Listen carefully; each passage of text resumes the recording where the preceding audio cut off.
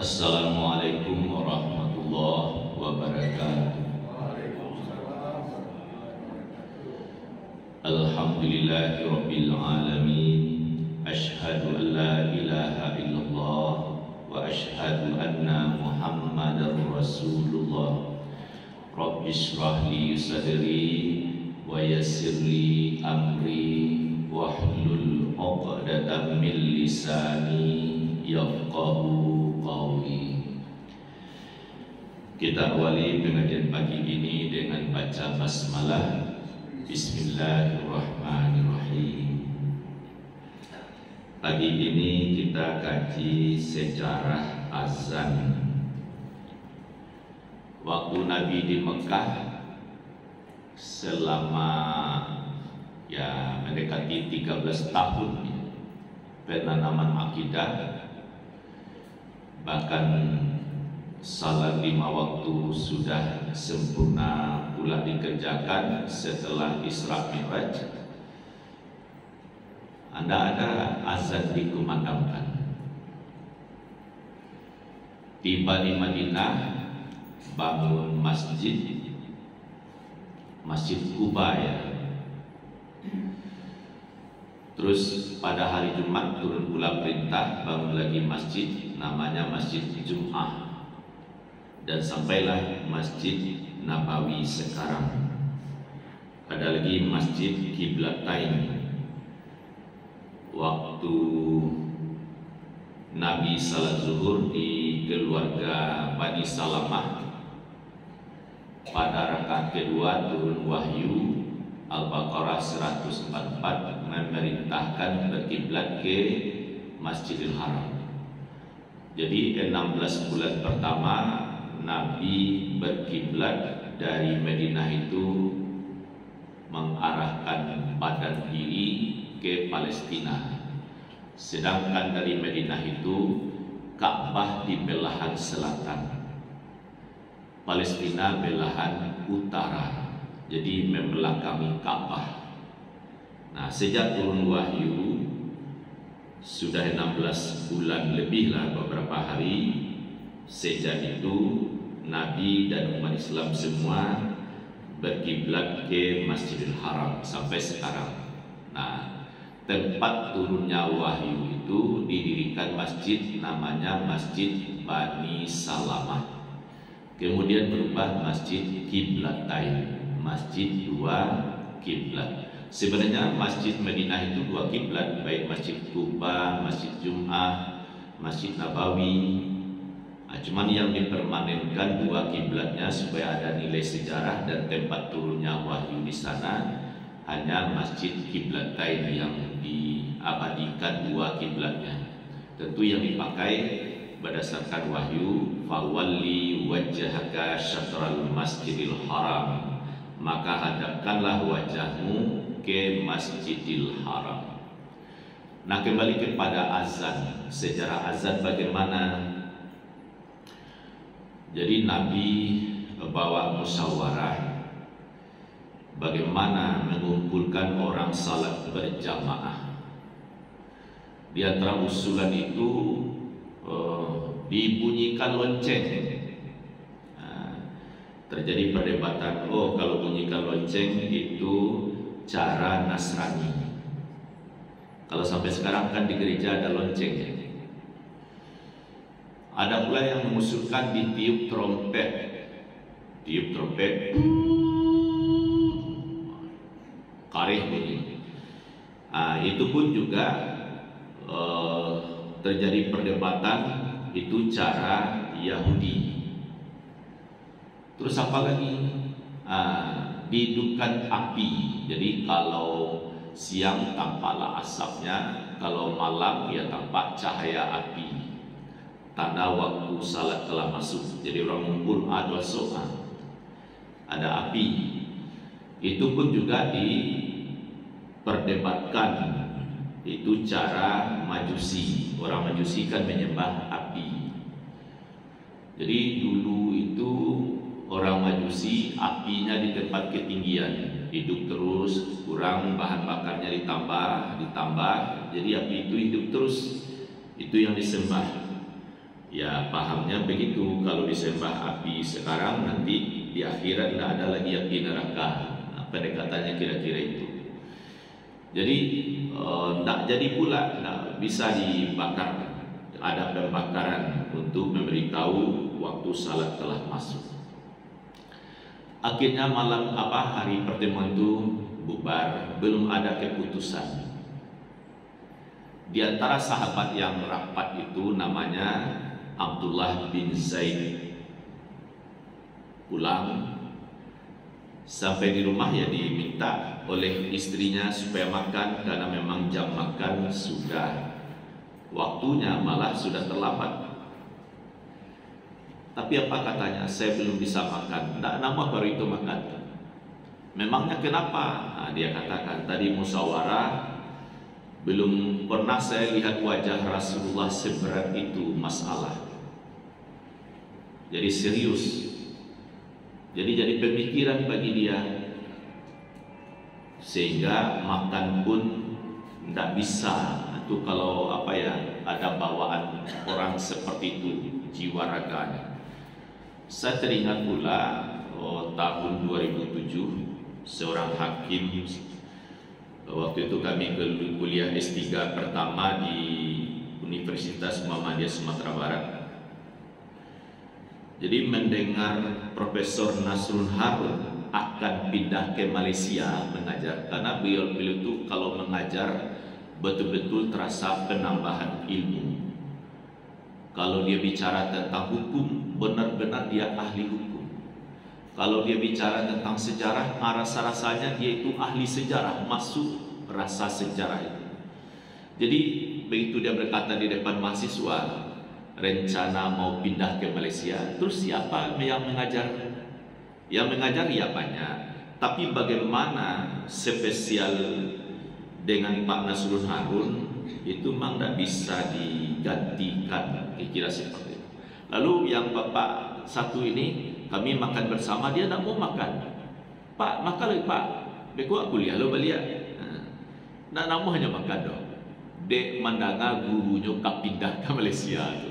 Jadi ada bawaan-bawaan seperti itu sehingga jom makan pun terpengaruh. Mungkin situasi lain. Nah, kembali kepada sahabat tadi itu, tidak mau dia makan. Ialah istrinya paham, kalau memang sedang tidak mau makan tu tidak mungkin dipasuk. Ialah istrinya memaklumi. Terus mengapa Abdullah bin Zaid ini nyoba dua salat? Sudah salat itu tentu dengan segala doanya. Tak kalau dalam lalu itu bermimpi. Mimpinya kok melihat seseorang laki-laki berbaju hijau memegang lonceng. Lalu diminta, Pak, jual lonceng itu ya. Untuk apa? Memanggil orang untuk salat berjamaah. Dijawab oleh orang yang memegang lonceng, oh jangan, baik saya ajarkan ada cara yang lebih baik. Nah, itu dalam mimpi. Ya kalau ada yang lebih baik, baguslah, antusias dia. Apabila waktu salat telah masuk, kamu ucapkan Allahu Akbar, Allahu Akbar, Allahu Akbar, Allahu Akbar. Nyusimak. Berarti Allah Maha Besar, Allah Maha Besar. Sampai kali dilanjutkan, dia simak menyimak. Asyhadu an la ilaha illallah, asyhadu an la ilaha illallah, asyhadu anna Muhammadar Rasulullah, asyhadu anna Muhammadar Rasulullah. Hayya 'alas salah, hayya 'alas salah, hayya 'alal falah, hayya 'alal falah. Allahu Akbar, Allahu Akbar. Nah, sekali, dua kali saja, dan 4 kali lagi. La ilaha illallah. Itu sekali, kan tidak 2 kali. Ya dapatlah karena disimak, kalimatnya pendek tapi maknanya dalam. Diawali dengan membesarkan Allah, Allah Maha Besar. Diakhiri dengan la ilaha illallah. Jadi dalam mimpi itu ya dipahamilah. Lanjut, orang yang memegang lonceng ini dengan pembicaranya. Apabila salat hendak dikerjakan, kalau tadi kan memanggil, salat mau didirikan, hendaklah kamu ucapkan Allahu Akbar, Allahu Akbar. Asyhadu an la ilaha illallah. Asyhadu anna Muhammadar Rasulullah. Hayya 'alas salah, hayya 'alal falah, qad qamatis salah, qad qamatis salah. Ada tambahannya. Allahu Akbar, Allahu Akbar, la ilaha illallah. Begitu dipahami, bangun dari tidur, berseri-seri wajah. Cuma tidak diterangkan apakah makan sudah tuh, tidak disebut. Betul itu kan penting. Dia lapor kepada Rasulullah, ya Rasulullah, saya bermimpi. Hanya ceritalah mimpi itu kepada Rasulullah. Apa jawab Rasulullah? Ini adalah mimpi yang benar. Kamu ajarkan hafalanmu itu kepada Bilal, suruh dia menyerukan, karena suaranya lebih lantang daripada kamu. Nah, kan ada, misalnya Pak Haji, ya suara kan sedang-sedang saja. Dibanding dengan yang lebih biasa muazzin, itu tuh berbeda kemampuan awak. Jadi di antara sahabat tu yang bersuara lantang, ya Bilal. Rindu awak je Bilal itu. Nyokan sahabat yang sah, yang sudah dijamin masuk surga. Ya. Terus kamu ajarkan kepada Bilal. Begitu Bilal sudah simak, dapat kalimat itu, nyok serukanlah, nama tu nyok seru Allahu Akbar, Allahu Akbar. Tentu dengan gayanya Bilal. Saya lihat video, katanya ada azan yang bersanad kepada Bilal. Cuman saya tidak ahli di bidang itu, belum menekuni, sebab azan Madinah dengan Makkah agak beda. Azan orang Jakarta, orang Padang, orang Malaysia, mungkin orang Cina, ada apazuknya itu berbeda. Tapi seperti apa azannya Bilal, awak kan punya rekaman. Jadi begitu Bilal melafazkan azan dengan suara yang lantang, pertama kali kedengaran suara itu dikumandangkan di Madinah. Memang betul-betul kejutan. Kalau dibaca Allahu Akbar, Allahu Akbar, Allahu Akbar, Allahu Akbar, seperti mimpi tadi, itu tuh biasa-biasa saja. Tapi diserukan dengan suara yang lantang, napas yang panjang, itu betul-betul masuk ke relung-relung hati. Sejak itu, asal waktu salat masuk, Bilal mengumandangkan azan. Berlanjutlah beberapa tahun, tiba penaklukan kota Mekah. Kan ya berapa jumlah ribunya, pokoknya sangat banyaklah umat Islam dari Madinah ke Mekah. Orang-orang Mekah yang belum Islam tidak melakukan perlawanan, karena orang Madinah, orang Islam dari Madinah kalau bergabung tuh kaum Ansar yang asal mulanya juga dari Mekah, dan orang Madinah kaum Muhajirin, ya orang dari Mekah, dan orang Ansar penduduk asli Madinah kan bersatu. Ansar dan Muhajirin itu ribuan datang.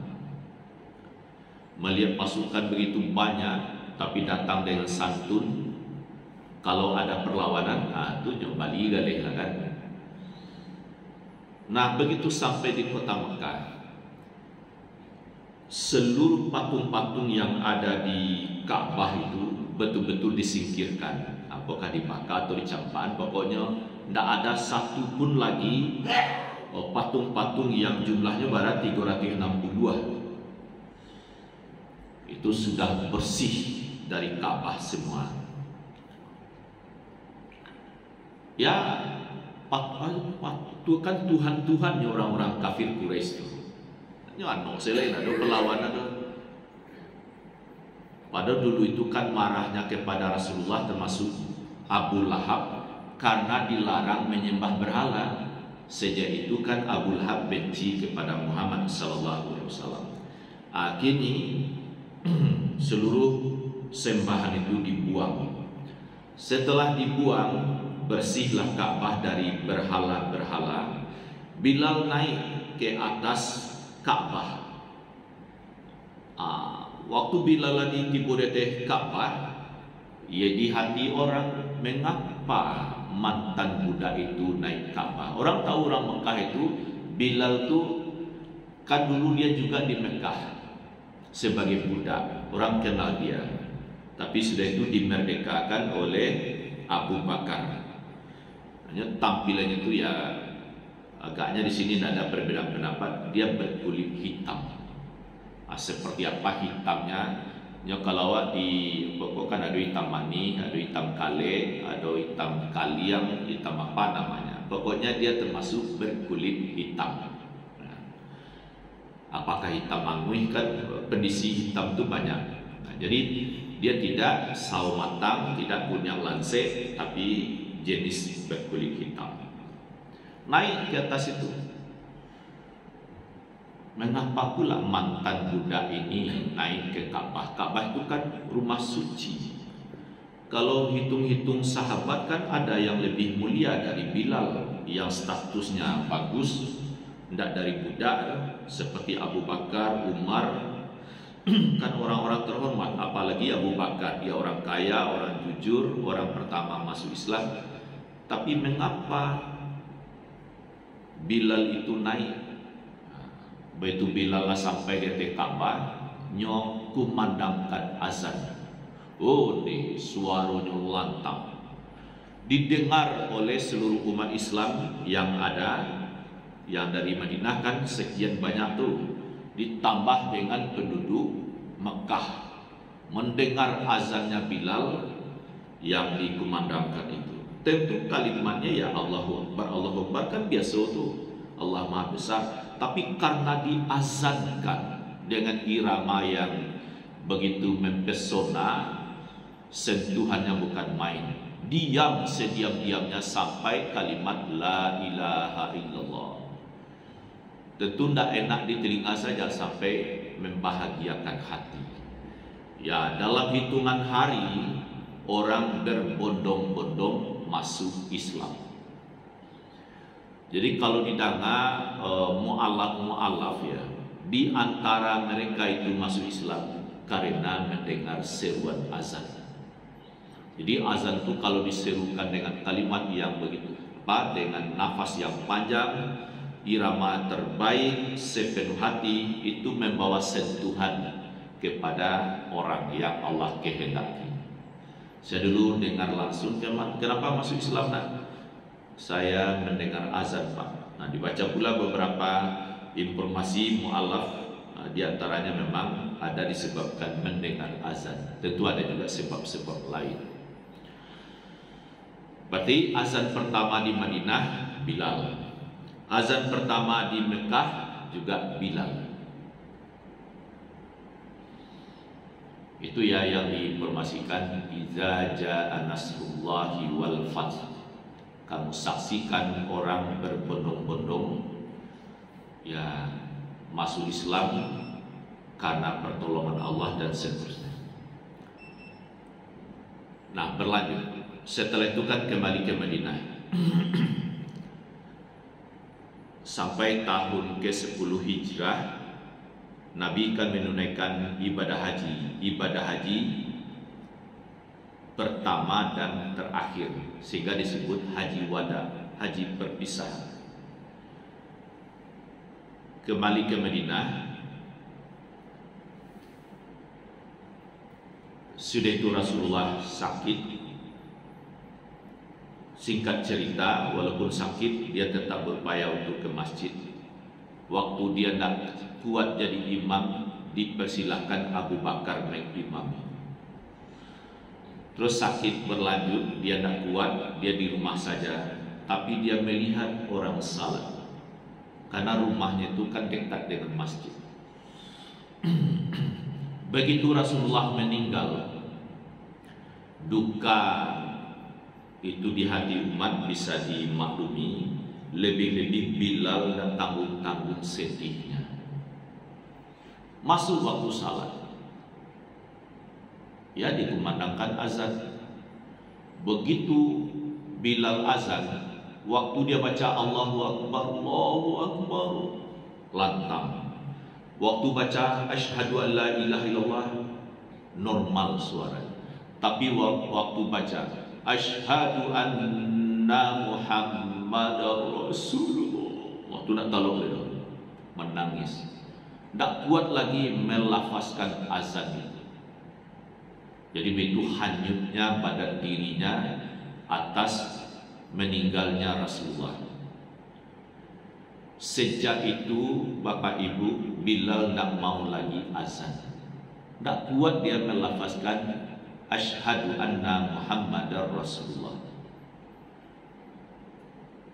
Jadi orang paham betapa dalam sedihnya atas kepergian Rasulullah.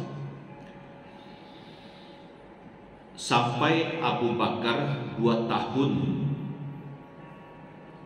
menjadi khalifah setelah kepergian Rasulullah atau setelah wafatnya Rasulullah. Abu Bakar paham, dia tidak mau memaksa Bilal itu azan. Sebab kalau disuruh azan, bekoknya menangis beliau. Setelah Abu Bakar meninggal, siapa lagi khalifah kedua? Umar bin Khattab. Kalau masa Abu Bakar ya luar biasa, ketekasan, tapi tetap dengan lemah lembut, tegas tentang zakat diantaranya. Kalau ada yang engkar membayar zakat, yaitu akan dilakukan tindakan. Ya, saya tidak menguasai benarlah dari sisi itu, tapi Abu Bakar dalam kepemimpinannya 2 tahun itu untuk menjaga kestabilan, karena nuansa politik itu tidak tanggung-tanggung. Masa Umar bin Khattab dengan gaya kepemimpinannya tegas ya, tapi lembutnya bukan main pula. Dia tidak hanya berada di di kursi kebesaran, dan memang tidak ada kursi kebesaran seperti raja, tidak. Artinya dia tidak duduk di pusat saja, di pusat pemerintah, tapi dia kan turun. Sampai-sampai kan turun, ditemukan ada orang menangis dalam rumah, aku nangis. Kironya anaknya lapar, nanti habis batu, kan ada cerita model itu. Umat Islam tambah banyak, sampailah berkembang ke arah Palestina. Begitu sampai di Palestina, kemenangan ada pada umat Islam. Masuk waktu salat. Kalau masuk waktu salat, sunnahnya kan dikumandangkan azan. Terus bagaimana? Laitakana Bilal, tapi Umar paham Bilal tidak mau dia azan. Abu Bakar saja yang punya wibawa, punya keutamaan, sahabat yang pertama kali masuk Islam, dia tidak menyuruh Bilal azan. Kalau di azan berarti ada yang nanti kalau melihat orang menangis itu kan, orang yang tak menangis bisa juga ikut hanyut menangis. Umar ini karena cerdas ya, dia datangi Bilal ini, tapi bukan atas nama khalifah. Ya Bilal, saya Umar atas nama umat Islam, berkenanlah engkau mengumandangkan azan. Jadi artinya bukan yang lain tak bisa azan, tapi saat ini engkau lah yang boleh tepat kira model itu.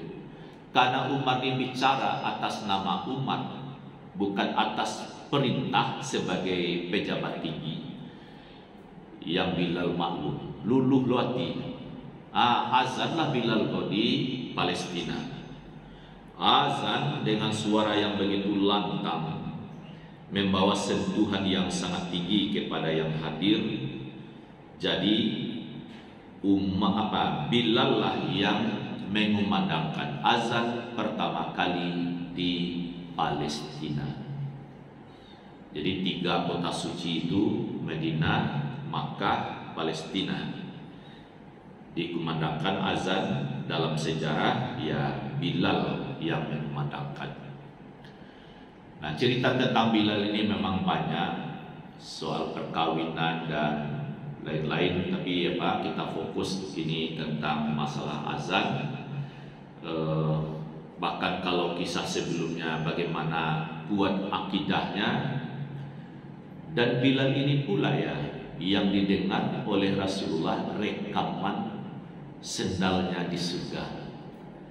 Ya Bilal, apa amalanmu? Saya dengar sendalmu kalau takele jalannya Bilal tuh dangkong berbeda. Kan orang gaek kalau pakai takele itu bunyinya. Kalau nenek mungkin lain loh. Kalau anak-anak pakai takele lain.